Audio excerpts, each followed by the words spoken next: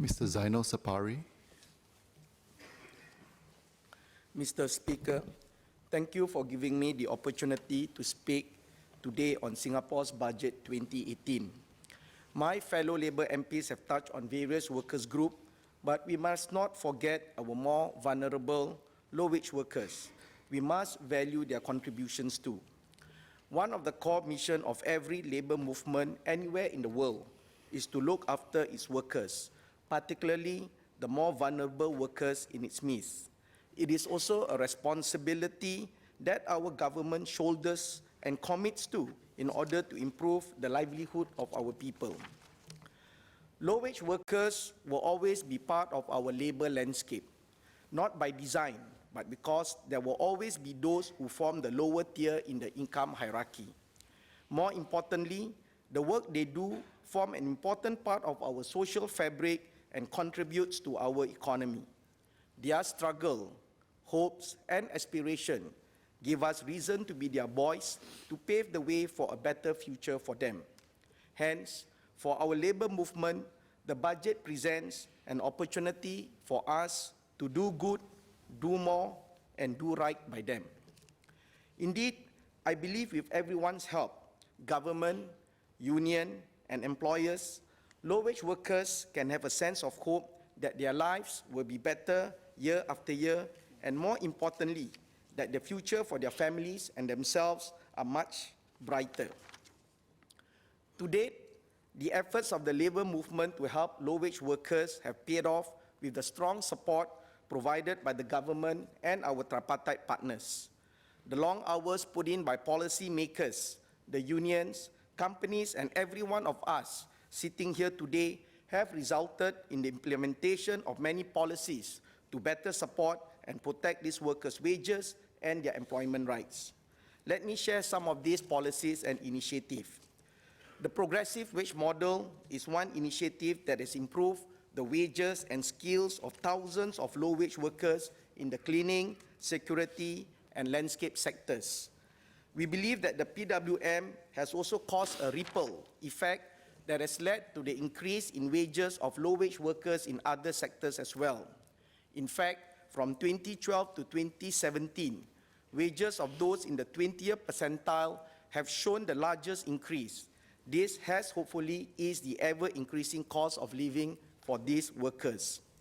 Recently, the tripartite committees have made recommendations to have a built-in wage increase for workers in the cleaning and security sectors to ensure their real wages are not eroded by inflation or experience down-waging when their contracts are renewed. Other schemes implemented over the years, such as workfare income supplement, have also gone a fairly long way in making life easier for these low-wage workers. They have a better chance of bringing home higher salaries. Under the Workfare Training Support Scheme, they also have better opportunities for upgrading their skills through available training programs at heavily subsidized rates, giving them some confidence to be relevant to the workforce today. Amendments to the Employment Act, such as requiring employers to issue pay slips and employment contracts, will go a long way to offer better protection to our vulnerable low-wage workers. The road to improving the life of low-wage workers cannot just end here. The sad reality is that many of the current lowest-paying jobs in our country are held by elderly workers with little education and limited skills. During our engagement with our union leaders to arrow in on the plight of low-wage workers, the issue of ensuring workers' retirement adequacy, especially for low-wage workers, stood out prominently. Of all the suggestions given on retirement adequacy for low-wage workers, there were some prominent ones that I would like to put up for the government's consideration. First, the union leaders felt strongly that it's about time that our tripartite partners set up a committee to review the employer's CPF contribution for older workers. Currently, the employer's CPF contribution rate decreases progressively after the worker reaches 55 years of age. The different CPF contribution rates tagged to different age bands were introduced in 1988 with good intention to ensure our companies could remain competitive. However, the assumption to rationalize why older workers should have reduced CPF, why older workers should have reduced employers' CPF contribution rates may no longer be valid today. Many workers, regardless of their age, are already being paid based on the job value as we have moved away from a seniority-based wage structure. Moreover, given longer life expectancy, workers need to build on their retirement savings. There are also many who still need to service their mortgage loan as well as take care of their aged parents who are living longer. Hence, it may not be a bad idea to explore the possibility of working towards having one universal rate for employers' CPF contribution till the age of 65 years old. This would help workers build their retirement saving and would be especially beneficial for elderly, low-wage workers. It is also in our best interest to ensure that workers can meet their retirement sum as will reduce the burden on social services in later years, which would have to be shouldered by the current working population. Such a review would no doubt add cost for the companies, but I believe that we need to move away from the 1988 policy, which has indirectly created a class of cheaper, older labor. Employers must value our mature workers as an important resource who can still contribute to their businesses, especially in this tight labor market. Secondly, the union leaders also call for annual wage supplement, or AWS, to be mandatory for all workers. Many of us assume that all workers get the 13-month bonus, or AWS, at the end of the year. But the sad reality is that the very group that needs it the most is not receiving it. Mandating AWS could bring about an increase of 8.3% to the salaries of low-wage workers and help reduce the widening income gap present in Singapore. I believe this 8.3% increase in salary will bring back much more than its worth in monetary value when it comes to making our vulnerable low-wage workers feel a sense of fairness, recognition, and appreciation for the work they do. After all, this nation was also built on the backs of these toiling workers who had also played their part to pave the way for a better future, a future that we today enjoy.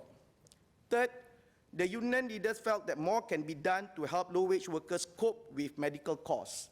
The current provision of the Employment Act only requires employers to pay for the medical consultation fee when a worker sees a doctor for outpatient treatment. Hence, the union leaders felt that the tripartite partners should consider amending the Employment Act to include better medical coverage for workers by making employers pay for the full cost of non-chronic outpatient treatment at polyclinic or company-appointed clinic. While a clear majority, or 86% of employers, do offer outpatient benefits beyond the required statutory requirement on a voluntary basis, it is the low-wage workers who are being hurt the most by the limited coverage under the Employment Act. Mr. Speaker, in this budget, the government is providing a lot of support for companies through all the various schemes and grants.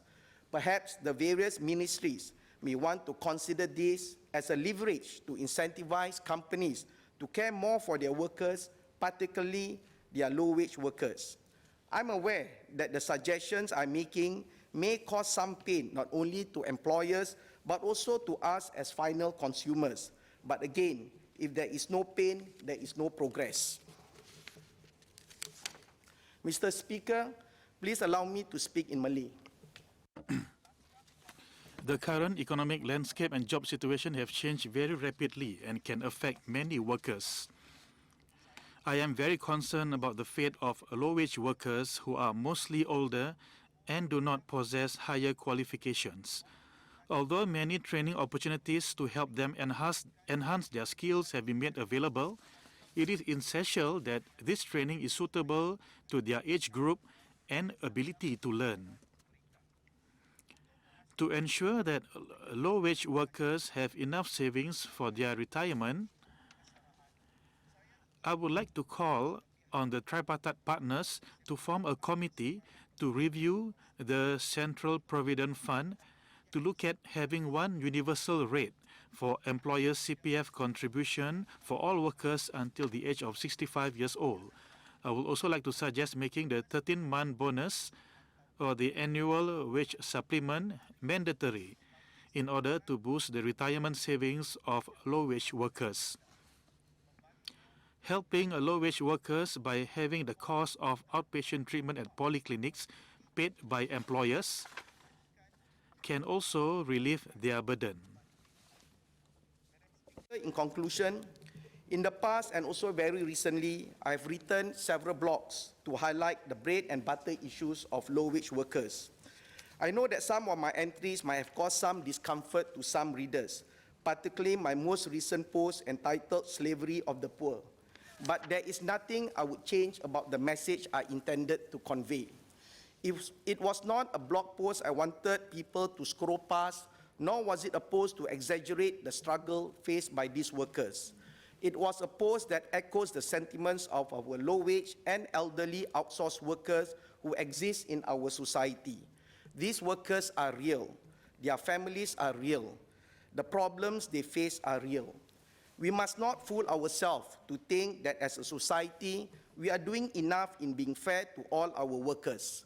While there are policies in place today to help our low-wage workers, many of them are still being taken advantage of. They struggle to make ends meet, let alone save for retirement, no matter how hard they work. The stark realities faced by these vulnerable workers don't have to persist year after year. We are not powerless to help them. We must have a bigger heart and mind to ease their livelihood. We must value their contribution and think more about them and less about us. Mr. Speaker, I support the budget.